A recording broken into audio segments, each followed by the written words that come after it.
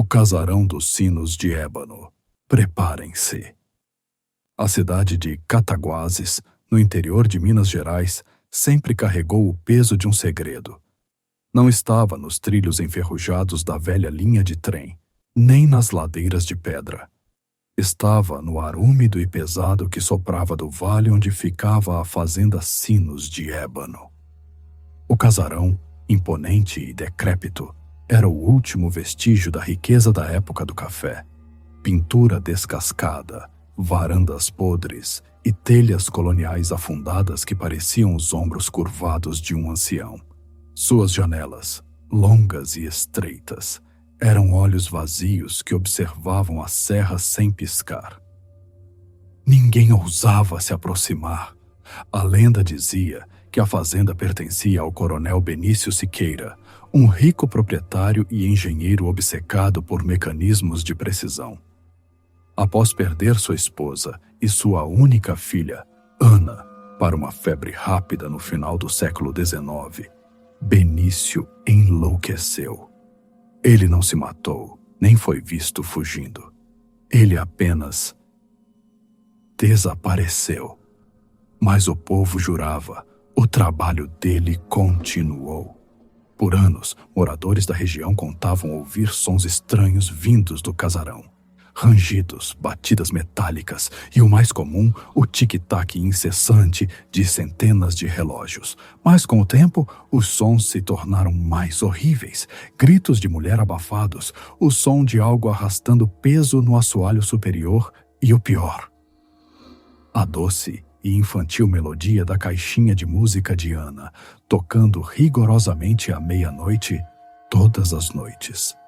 Foi aí que Rafael, um influenciador digital e caçador de lendas urbanas, decidiu que era hora de desvendar o mistério. Ele invadiu o casarão pela porta dos fundos, que estava curiosamente apenas encostada. O cheiro era de coisa velha, mofo e uma forte essência de ferrugem e óleo de máquina. O primeiro salão era um pesadelo temporal. Relógios de parede, relógios de sol no pátio interno, relógios de bolso espalhados nas mesas, relógios coloniais, suíços, franceses, todos em diferentes estados e nenhum deles marcando a mesma hora. O tic-tac era um coro caótico, uma dissonância que invadia a mente.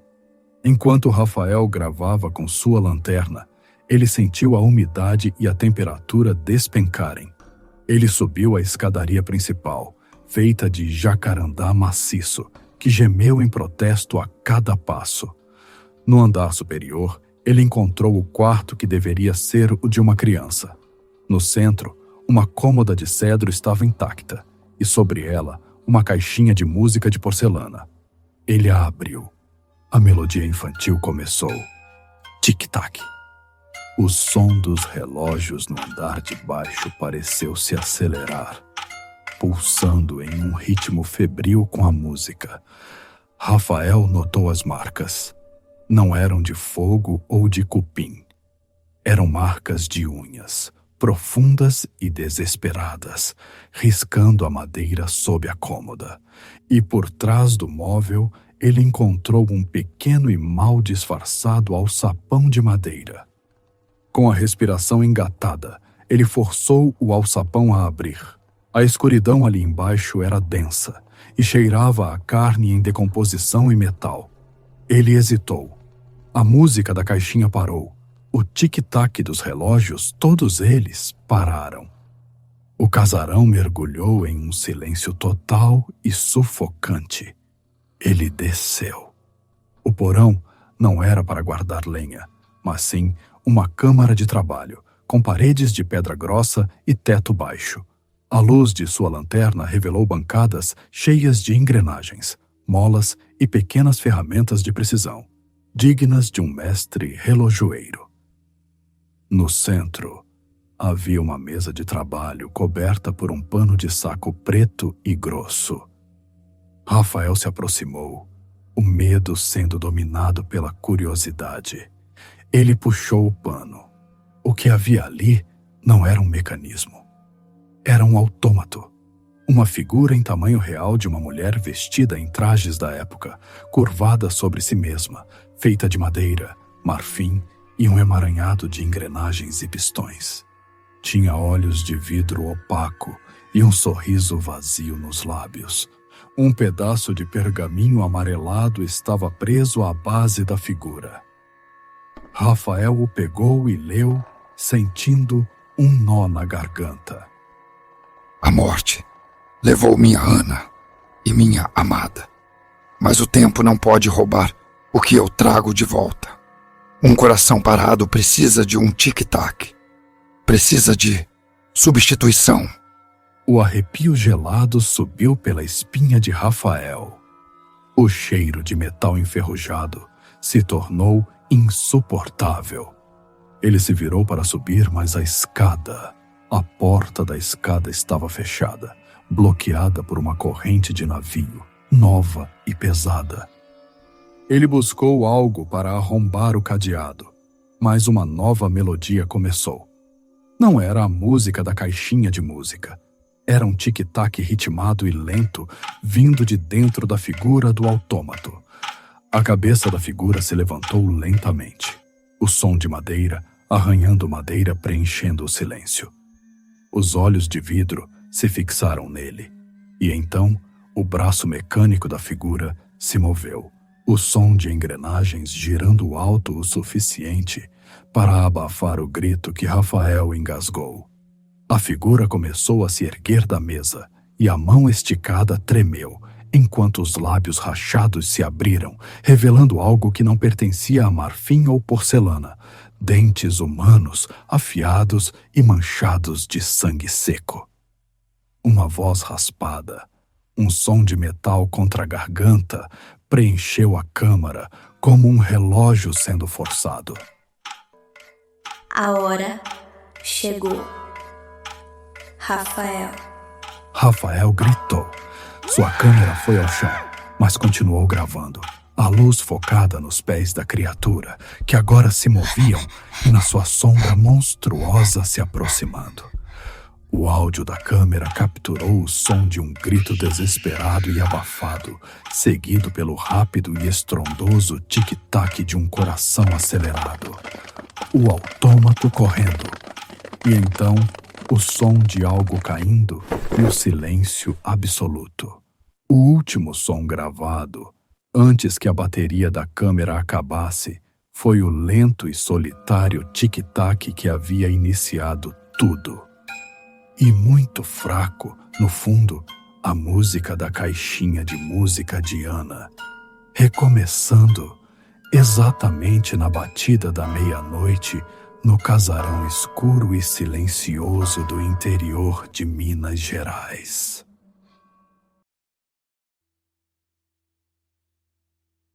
O Engenho dos Mortos. No coração do antigo Pernambuco, onde o ar quente guardava o doce do melaço e o amargo do sangue, erguia-se o Engenho Santa Rita, propriedade de Antônio de Menezes, homem de fortuna, orgulho e crueldade. Os trabalhadores escravizados viviam sob castigos diários. A fome e o cansaço eram tantos que, numa madrugada silenciosa, após anos de abusos, um motim estourou na senzala. Não foi organizado, foi instintivo, desesperado. Alguns homens fugiram para o mato, outros tentaram derrubar o feitor. O movimento durou pouco. Menezes reuniu capatazes, cercou a senzala e, num ato de vingança exemplar, ateou fogo ao barracão com dezenas de pessoas ainda dentro. O grito coletivo rasgou o engenho e depois, o silêncio. Menezes mandou reconstruir tudo para apagar a vergonha, mas nada apagaria. A terra lembrava. Dias depois começaram os sinais. O açúcar recém-produzido apodrecia em poucas horas. O melado escurecia como sangue coagulado. Os bois adoeciam sem explicação, com olhos fundos e respiração pesada. E nas madrugadas, Quem dormia perto da antiga senzala jurava ouvir orações, choros e cantos africanos, misturados ao estalar de madeira queimando, mesmo sem fogo. O padre Alarcão foi chamado para benzer o local. Encontrou Menezes abatido, pálido, com as mãos trêmulas. Na casa grande, viu um crucifixo torto coberto de fuligem e sobre a mesa um diário de capa escura. O padre folheou-o quando o senhor se afastou. 12 de maio de 1743. As vozes voltaram. Muitas. Homens, mulheres, crianças. Falam baixo, mas falam juntas. A senzala queimei, mas ela não se apaga. 13 de maio. Ouço passos correndo dentro das paredes. Ouço rezas que não são da nossa fé. E quando fecho os olhos, vejo sombras balançando como se o fogo ainda estivesse aceso. 15 de maio. Os bois se negam a puxar o carro. Um deles caiu morto com espuma negra na boca. Dizem castigo de Deus. Eu rio. Deus não cuida de açúcar. O padre fechou o diário com as mãos suadas. Fez um benzimento breve, borrifou água benta pelas janelas e pelos cantos da casa e advertiu Menezes. Se houver outro sinal, outra voz, qualquer ruído estranho, me envie uma carta urgente. A alma de um homem não deve dormir sobre o pecado.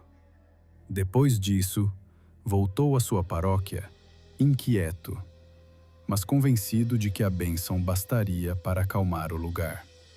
Por um tempo, o engenho pareceu repousar, mas a paz durou pouco. O açúcar azedava, as engrenagens se partiam e até o rio que movia a moenda parecia secar. O ar do lugar tornou-se denso, pesado, abafado. Foi então que, semanas depois, o padre recebeu uma carta sem assinatura, escrita às pressas. Padre, eles não foram embora. Caminham pela casa de noite, cantam, rezam, choram. A terra ao lado da senzala se mexe como se respirasse. Não consigo dormir. Acordei com marcas de cinza nas mãos. O padre foi imediatamente para Santa Rita. Ao chegar, encontrou o portão aberto, o pátio vazio, o ar espesso de fumaça antiga.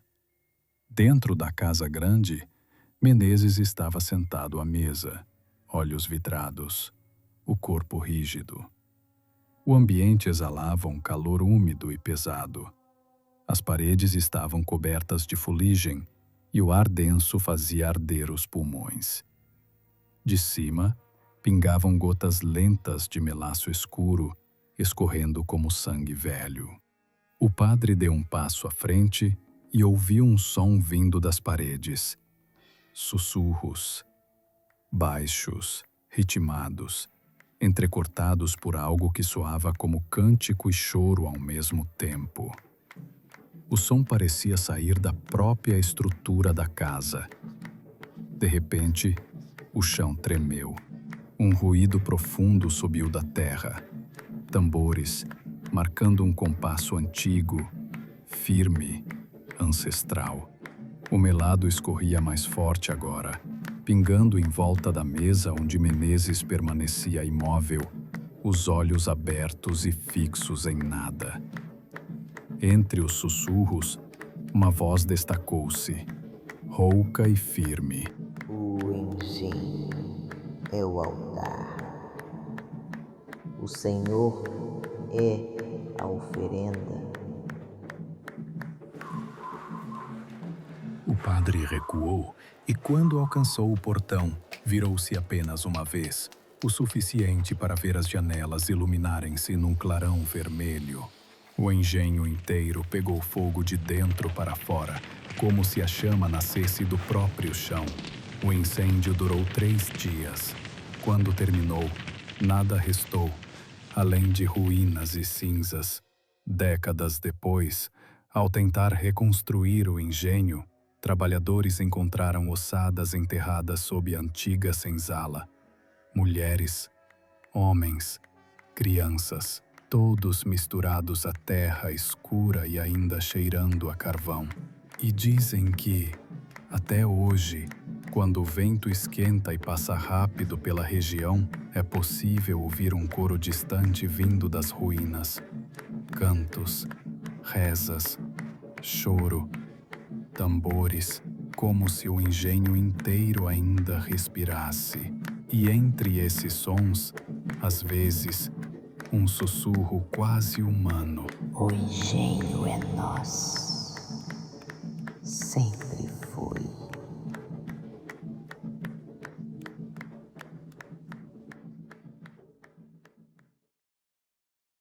A pena dos mortos de Canudos. Em 1897, o sertão da Bahia pariu uma tragédia que a jovem república tentou enterrar. A Guerra de Canudos não foi apenas um confronto de fuzis e canhões. Foi o confronto brutal de militares do governo contra uma comunidade sócio-religiosa, os sertanejos de Antônio Conselheiro.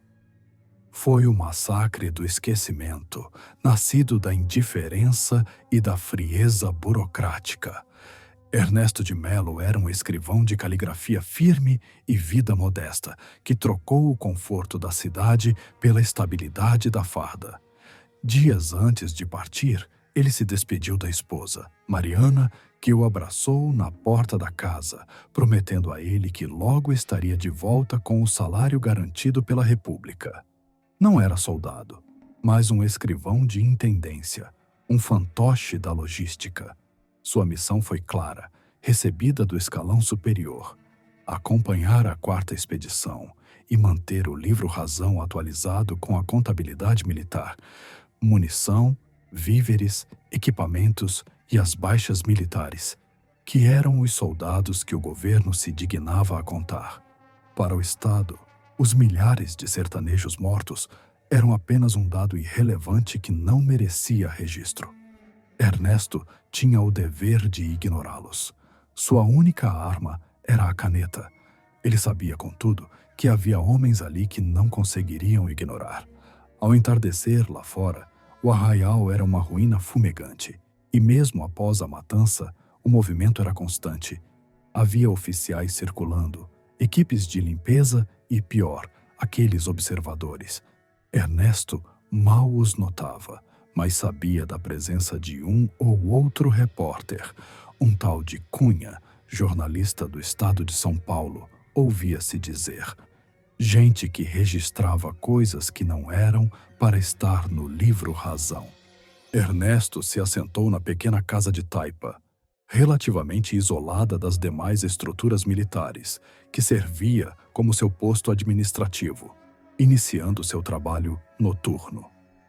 Ele estava cercado pelo silêncio opressor de 20.000 mortos, a maioria civis que a burocracia havia classificado como não contabilizáveis.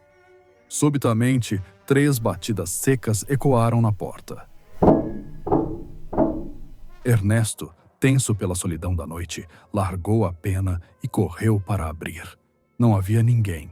Apenas o cheiro de cinzas e um vento frio e úmido, pesado como um manto, que passou por seus ombros e varreu o interior da cabana. Ao retornar à mesa, a lamparina bruxuleava, e ali estava a prova de que ele não estava sozinho. No meio da mesa, sobre o livro-razão, a pena-fonte de Ernesto estava flutuando, em pé, tremulando. Ela girava suavemente, como se a mão invisível que a segurasse quisesse escrever. O terror subiu-lhe pela espinha. Ernesto estendeu a mão para pegá-la. No instante em que seus dedos tocaram o instrumento, sua mão grudou na pena. A pena, agora sob o controle da força dos mortos, não hesitou. Ela não apenas rasgou o cabeçalho oficial Baixas Militares, com traços violentos, mas em seguida escreveu Mortos do Povo, por cima, na caligrafia perfeita e oficial de Ernesto, mas com uma fúria metódica. O livro Razão, artefato frio e rígido, transformou-se num epitáfio proibido. E as almas do arraial responderam. Ernesto tentou soltar a pena, mas ela era uma extensão da sua carne, movida por uma indomável exigência de memória. O que surgia era a caligrafia precisa e oficial de Ernesto, subvertida por uma velocidade e violência bestial. Os espíritos dos sertanejos não sussurravam, eles inundavam Ernesto de dentro para fora com seus sentimentos brutos e não registrados. Sentia a sede da humilhação, a agonia da ferida esquecida, a fúria da injustiça social. E o desespero de quem sabia que sua vida não seria contada. Era a necessidade brutal e desesperada de ser lembrado, forçando a mão do único homem ali que sabia dar-lhes forma no papel. Os nomes eram despejados, um após o outro, quase ilegíveis em sua fúria, como se o exército de mortos estivesse forçando o escrivão a executar o registro em um ritmo impossível. O livro Razão se tornara um portal de escrita compulsiva e torturante. A cada nome inserido à força, Ernesto sentia um novo peso, uma nova dor em seu corpo. Eram os ferimentos, as febres e as agonias dos sertanejos registrados que se transferiam para ele. O livro estava cheio, mas a força não parou. A demanda de registro transbordou para a própria matéria. A mão de Ernesto, tomada por espasmos incontroláveis, começou a riscar o que encontrava. Usava fuligem, carvão ou até a ponta de um prego para gravar as listas nas paredes de taipa. A casa virou um panteão de barro, uma certidão de óbito gigante. Ernesto tentava prender a mão sob o corpo, mas ela se movia sozinha. Ela agarrava o tinteiro, buscando mais tinta para cumprir o dever imposto. Ele não era um burocrata, era uma máquina de registro possuída. A loucura o prendia ao seu dever profano, transformando a função de intendência em um tormento eterno. Se a casa não era suficiente, se o livro Razão não bastava para saciar a sede de memória, restava apenas uma superfície, seu próprio corpo. Em seu delírio final, o escrivão de intendência compreendeu. Ele não era mais Ernesto, mas um instrumento, um pergaminho vivo. Usando o estilete enferrujado de sua maleta militar, ou talvez a pena-fonte quebrada, a mão, movida pela força de 1000 mortos, começou o último ato de sua missão. Com uma dor que não era sua, ele tatuou os nomes de centenas de sertanejos no peito, nos braços, na testa. Um rito macabro. Cada corte era a assinatura de um morto. Ele se tornou o último memorial do horror de Canudos. A prova física de que mesmo o silêncio do governo não podia apagar a memória dos esquecidos. Na manhã seguinte, uma patrulha o encontrou. Ernesto estava sentado, morto, com o livro Razão aberto no colo e os olhos fixos no vazio. O que viram foi um horror de tal magnitude que foi imediatamente classificado como loucura de guerra e abafado. O exército pegou o livro e o queimou, tentando destruir o que o escrivão havia criado, mas os nomes nas paredes... Esses eram mais difíceis de apagar. Eles continuaram ali, desbotando com o tempo, mas mantendo a ferida aberta. A prova de que em Canudos a verdadeira possessão foi a necessidade brutal de ser lembrado.